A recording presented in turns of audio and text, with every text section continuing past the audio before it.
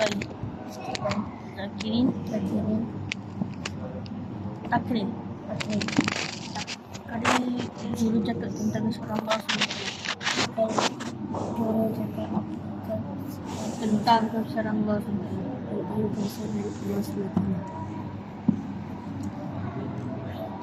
Istiqbal. Menyambut tamu. Jika ada tetamu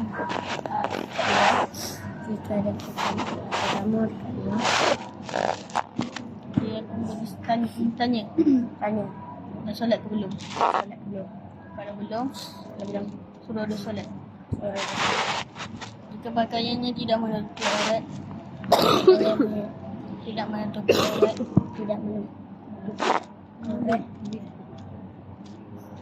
boleh dia kain.